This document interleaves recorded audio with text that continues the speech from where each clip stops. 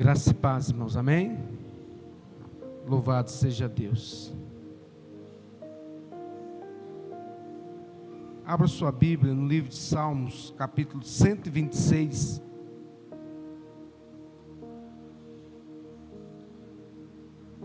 Salmos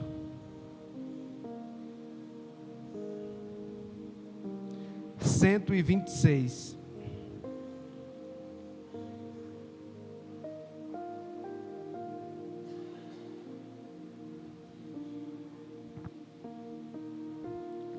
Diz assim a palavra do Senhor: quando o Senhor nos trouxe do cativeiro, os que voltaram a Sião estávamos como os que sonham. Então a nossa boca se encheu de riso e a nossa língua de cânticos. Então se dizia entre as nações: grandes coisas fez o Senhor a estes. Grandes coisas fez o Senhor por nós, e por isso estamos alegres. Faze-nos regressar outra vez do cativeiro, Senhor, como as correntes do sul, pois os que semeiam em lágrimas cegarão com alegria, e aquele que leva a preciosa semente andando, chorando, voltará sem dúvida com alegria, trazendo consigo os seus molhos. Louvado seja o nome do Senhor. Pai, em nome de Jesus, nós estamos aqui, meu Deus, e sabemos que o Senhor se faz presente. Te pedimos, meu Pai, perdão pelos nossos pecados. Meu Deus, que os nossos olhos estejam em Ti e não na circunstância. Que o nome do Senhor seja glorificado em nossa vida. Te pedimos, meu Deus, que o Senhor leva cativo agora todo pensamento à obediência de Cristo Jesus, o nosso Senhor. Pedimos ao Senhor que nos dê graça, sabedoria, entendimento, para que o nome do Senhor seja glorificado em nome de Jesus. Amém. Pode se sentar.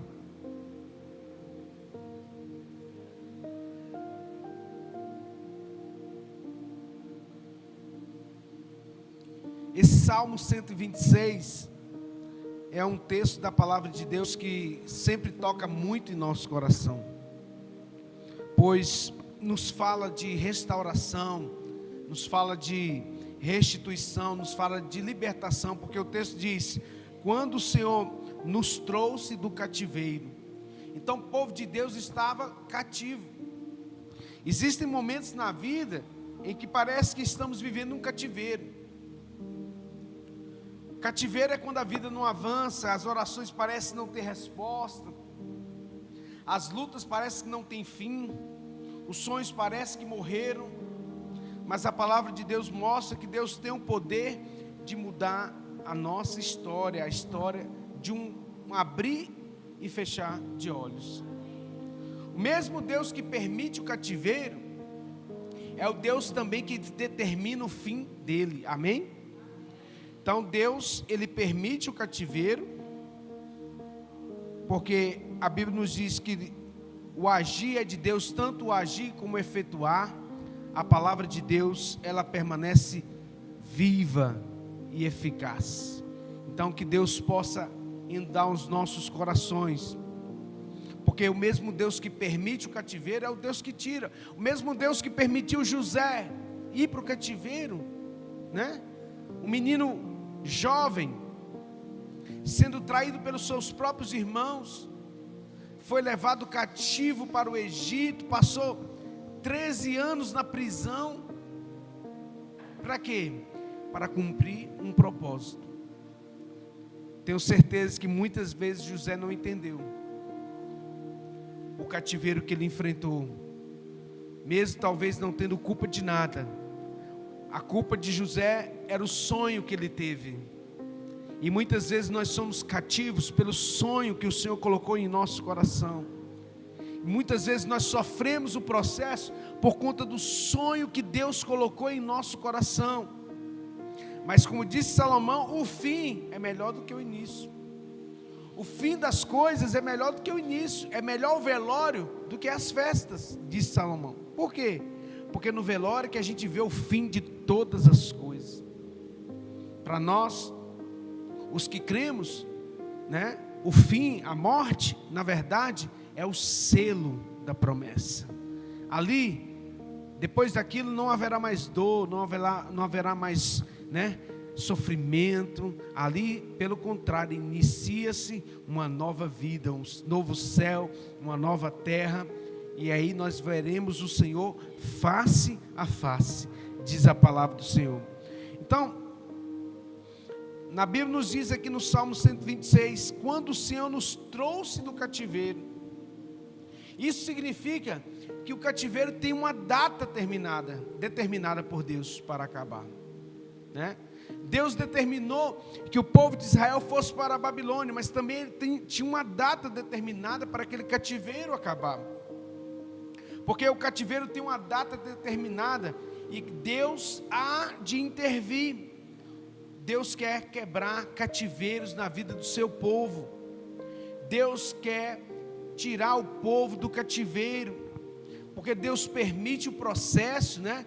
Deus permite a prova, mas Ele também determina o fim dela. Deus quer nos ensinar, Deus quer nos fazer entender que o propósito é pelo um bem maior na nossa vida. O povo de Israel passou anos no cativeiro, mas Deus nunca perdeu o controle, né, da história. A Bíblia nos diz, Jeremias capítulo 29, versículo 11, porque eu bem sei os pensamentos que tenho sobre vós, diz o Senhor, pensamentos de paz e não de mal, para vos dar aquilo que deseja o vosso coração.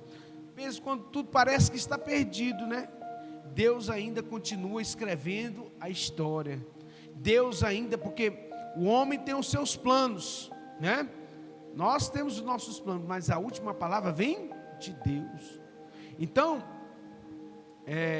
aos olhos humanos, talvez possa estar tudo perdido. Talvez a enfermidade chegou para a vida da pessoa, esteja ali, o médico disse, olha, não tem, chama a família, chama os familiares, tem tantos dias de vida, no máximo isso, mas a última palavra, ela vem do Senhor. Eu lembro-me, quando eu estava no seminário, eu tive o privilégio de ser aluno do pastor Stephenson, que já é pastor há mais de 30 anos, um grande mestre, conhecedor da palavra. E ele disse que na década de 70, eu não me recordo qual ano, mas tem quase, possivelmente isso tem mais de 40, talvez até 50 anos. Quando ele foi ao médico, o médico disse que ele tinha pouco tempo de vida, porque o coração dele só funcionava 30%. E então o médico desenganou ele, falou assim, olha, não tem o que fazer.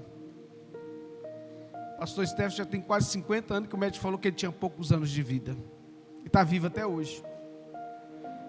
Então assim, eu pego isso como a última palavra, ela vem do Senhor. Às vezes nós temos planos e os nossos planos não dão certo, mas o plano de Deus, ele prevalece. Jó 42:2, pensei, Senhor, que tudo pode, os teus pensamentos não podem ser impedidos, os teus planos não podem ser impedidos. Então os planos de Deus não podem ser impedidos, a gente tem que estar com os olhos nele. A gente não pode deixar de acreditar nele, autor e consumador da nossa fé. Os homens falham, os homens caem, mas o Senhor permanece para sempre, a palavra dele permanece para sempre. Céus e terras passarão, mas a minha palavra não vai passar, diz o Senhor. E nós temos que entender que o cativeiro, muitas vezes, né, não é o fim. O cativeiro para o povo de Israel não foi o fim deles. Mas Deus usou aquilo para quê? Para moldar, para quebrar o orgulho, para ensinar o povo a depender dele, para fortalecer a fé, para preparar o povo para um novo tempo, uma nova história. O processo, ele não mata o destino que o Senhor traçou para nós, amém?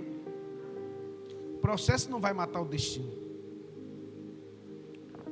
Deus falou para Elias: Elias, vai para Querite, porque já ordenei o corvo que mande o sustento. E ali a Bíblia não nos fala, mas Elias ficou muito tempo. Todos os dias o corvo vinha e trazia pão e carne, de manhã e à tarde, no final do dia. E por muitos tempos, Elias foi sustentado pelo corvo, até que o corvo parou de vir, até que o ribeiro secou. Elias era homem de Deus, sim ou não? Mas uma hora o ribeiro seca, porque Deus tem outros propósitos. Deus não queria que Elias ficasse ali mais. Sabe o que acontece? Elias passou por processos na sua vida, de tristeza, de angústia. Elias entrou debaixo do zambujeiro e disse: Senhor, me leva, porque não tem mais o que fazer. E aí Deus enviou um anjo. Deus envia um anjo. O anjo leva um pão, acende a churrasqueira, assa o pão e dá para Elias. Elias come. Sabe o que Elias fez? Não quero. Virou para o outro lado. Porque tem momentos na vida de um servo de Deus que às vezes talvez a gente se decepciona. A gente se decepciona com a vontade de Deus, porque somos falhos. Deus conhece o fim, nós não. Deus tem todo o projeto em suas mãos, nós não.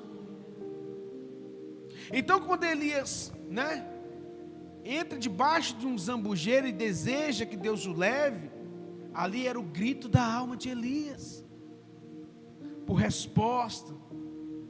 Por quê?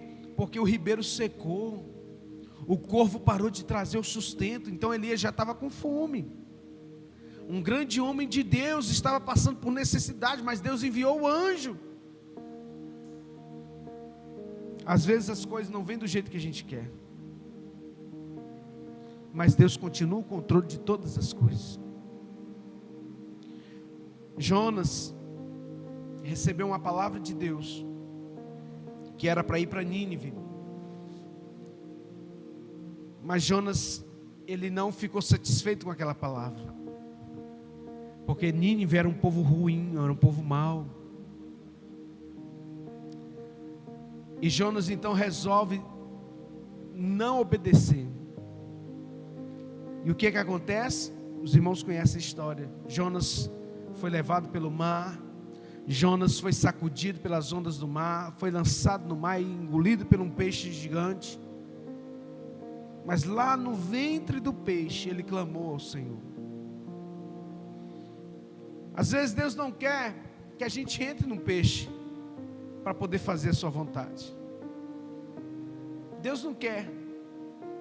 Deus nos deu uma palavra, Ele quer que a gente obedeça. Mas quando a gente resolve sair da presença de Deus por convicções, porque a gente não concorda, a gente sofre.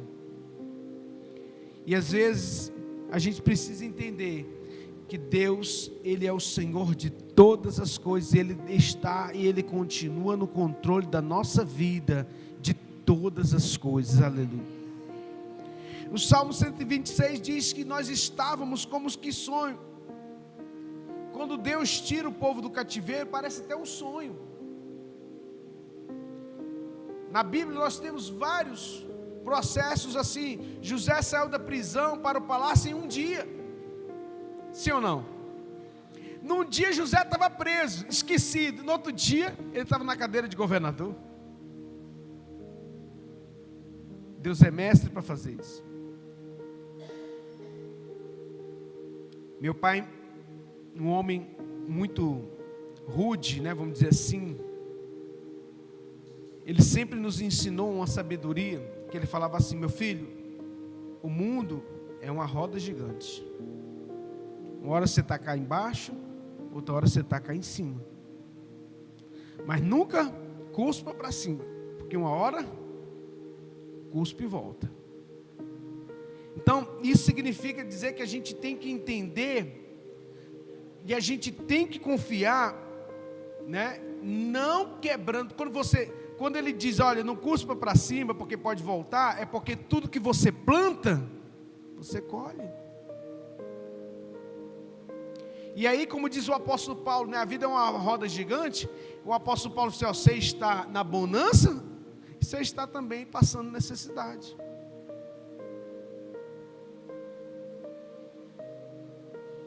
O mar, ele se abriu no momento exato quando o povo de Israel estava ali para ser massacrado pelo exército egípcio.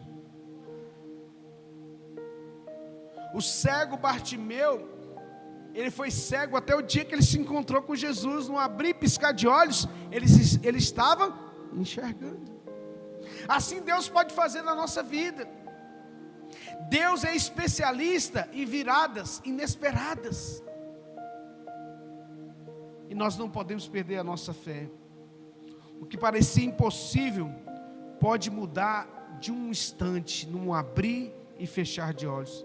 Porque Deus transforma lágrimas em colheita.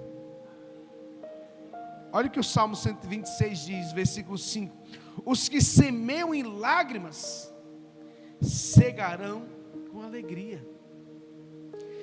Lágrimas, quando você sai andando chorando, diz o texto, e plantando.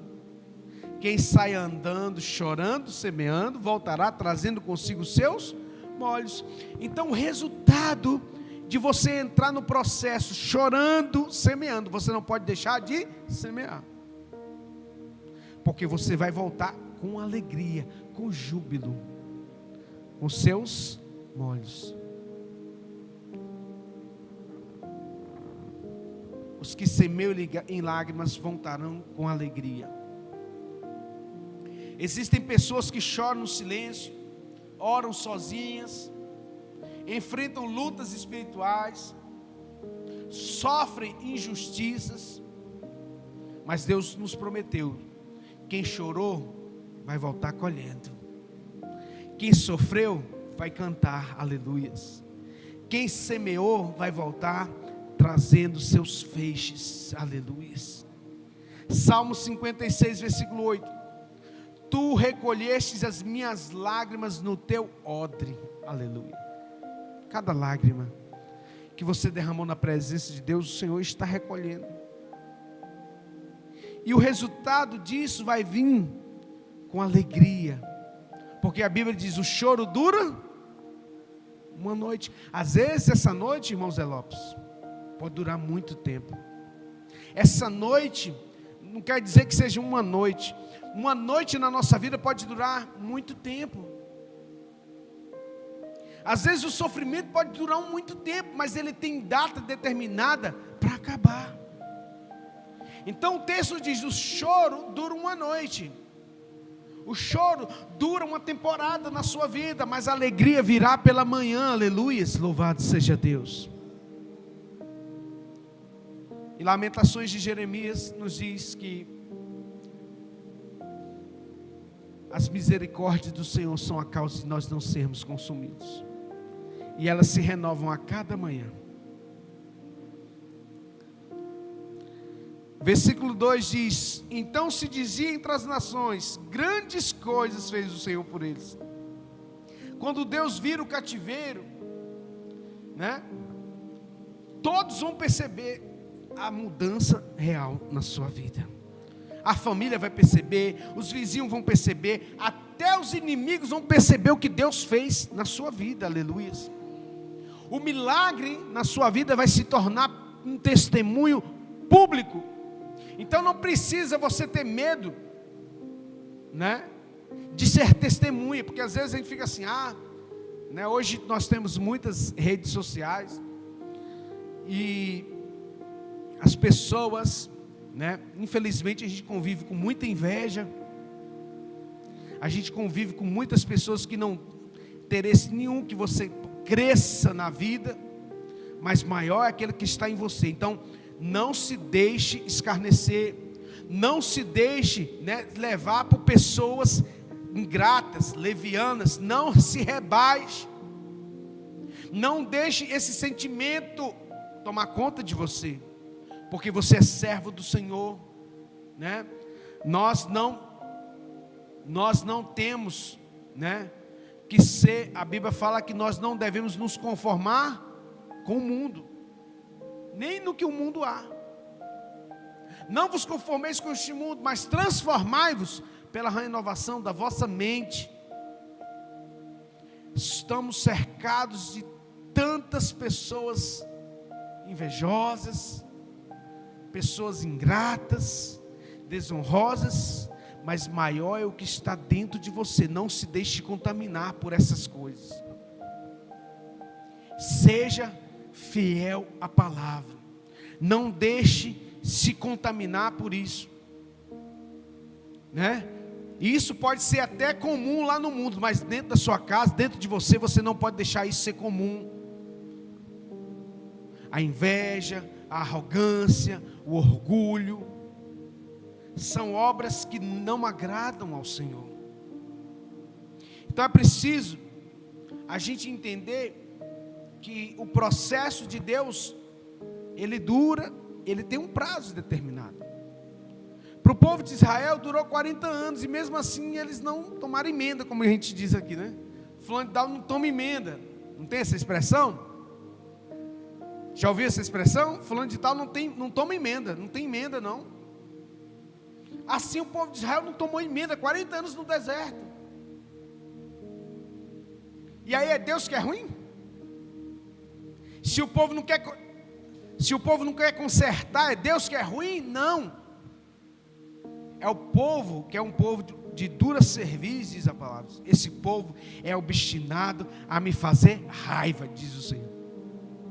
Em outras palavras, Deus virou para Moisés: olha, Moisés, esse povo é obstinado a me fazer raiva. Vou acabar com tudo. Vou começar um novo povo de você. Porque esse povo é ruim, povo de dura cerviz, povo que não se arrepende, povo que não se humilha. Aí Moisés: Senhor, o que as nações vizinhas vão falar? Que o Senhor não teve poder de nos colocar na boa terra. Tem misericórdia desse povo, Senhor. Então Moisés intercede pelo povo e Deus se compadece. Mas Deus disse, jurou por si mesmo: olha, eu vou continuar, mas eu juro por mim mesmo que nenhum desses vai entrar na terra que eu jurei que eles iriam entrar, com exceção de Josué e Calebe. No meio de mais de 2 milhões de pessoas, 2 pessoas, nem Moisés entrou na terra, só Josué e Calebe. Dos que saíram do Egito, só Josué e Calebe entrou na terra que mana leite e mel, porque o povo era obstinado a desagradar a Deus. Olha, eu sei que o fim está próximo,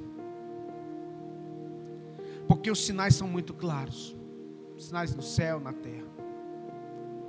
E o Senhor Jesus nos alertou lá em Mateus capítulo 24 e 25, que nos últimos dias, por se aumentar a iniquidade, o amor de muitos esfriaria. Muitos se apostatarão da fé, seguindo a doutrina de demônios. E nós estamos vivendo esse tempo de frieza espiritual, de falta de fé. Mas o Senhor nos alertou também na parábola das 10 virgens, que era necessário que a gente mantivesse as lâmpadas com azeite. Então o conselho pastoral que eu deixo para você nessa noite: tenha sua vida nos pés do Senhor, independente independente do que está acontecendo no mundo, independente do que está acontecendo na sua casa, independente do que está acontecendo na sua família, independente do que as pessoas estão fazendo com você, permaneça firme. Encha as suas lâmpadas de azeite. Tenha a sua vida diária com Deus. Clame ao Senhor. Peça perdão pelos seus pecados. Não viva uma vida de pecado, porque o fim está próximo. E nós temos que entender os sinais. Jesus nos alertou dizendo: olha, quando a videira florescer, quando a figueira florescer, olhai para o alto, porque a redenção está próxima. Não passará dessa geração sem que todas essas coisas aconteçam. E então virá o fim. E como disse João, no Apocalipse capítulo 21, se não me falha a memória, 22, e vi um novo céu e uma nova terra descendo do céu. Então essa é a promessa de Deus para nós.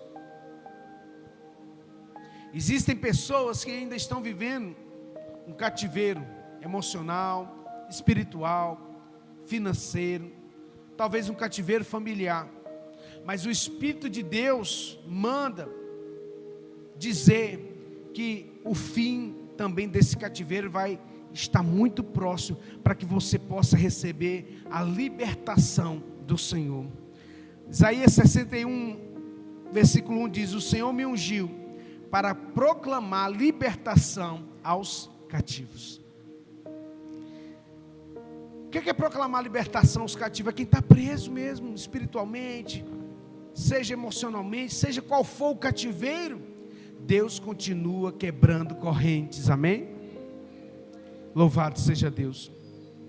Deus continua virando histórias. Deus continua fazendo o que Ele fez também com José, com Daniel, porque Deus é Deus.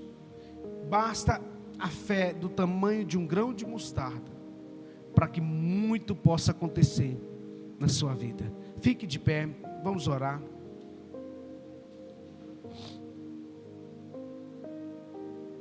Aquilo que parecia impossível, eu creio, vai se tornar um testemunho na sua vida. Aquilo que era impossível aos olhos dos homens, vai se tornar um milagre daquilo que Deus está por vir em sua vida. Pai, em nome de Jesus, Senhor, sabemos, meu Pai, que nós não merecemos nada do Senhor, mas Cristo morreu por nós, e a justiça dele é a nossa justiça. Somos justificados não por aquilo que fazemos, mas por aquilo que cremos, porque a Bíblia nos diz que nós somos justificados pela fé em Cristo Jesus. Por isso, Deus, venha nos justificar, venha nos libertar, venha tirar o cativeiro, venha tirar a tristeza, a angústia. Meu Deus, assim como o Salmo 126 diz: como o Senhor restaurou a nossa sorte, nós estávamos como os que sonham, e a nossa boca se encheu de riso e de cânticos. Louvado seja o teu nome. Nós cremos, meu Pai, que dias melhores estão por vir.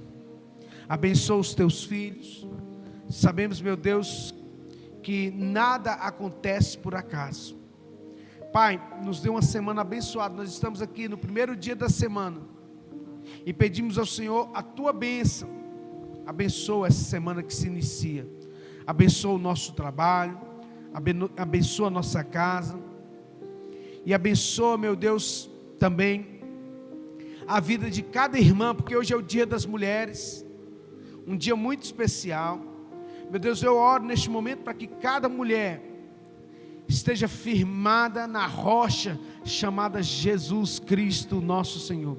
Abençoa essas guerreiras, essas mães, e essas também que não são mães, que ainda não são mães, mas que o Espírito Espírito do Senhor Deus esteja sobre a vida de cada uma delas, abençoando, derramando graça, sabedoria, e que elas sejam, meu Deus, como a mulher de Provérbios 31, mulher virtuosa, quem achará?